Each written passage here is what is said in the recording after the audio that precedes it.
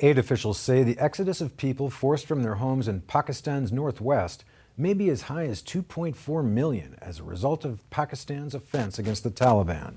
Around the world, only a handful of war-torn countries such as Sudan, Iraq, and Colombia have larger numbers of internal refugees.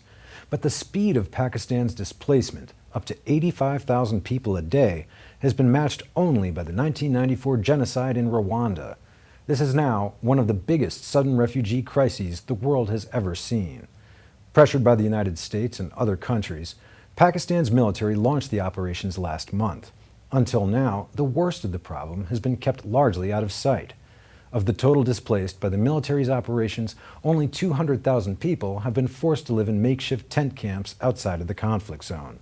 The vast majority have been taken in by relatives, extended family members, and local people wanting to help.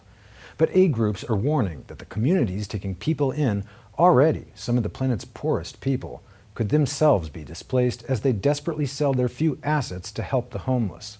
Graham Strong of the charity World Vision said, quote, "Families have provided refuge for up to 90% of those escaping the fighting. They are sharing their homes, food, clothes, and water. They are poor already and are making themselves poorer in the process. As the disaster continues, hosts are having to sell their land, cattle, and other assets at far less than the market value to keep providing for their guests.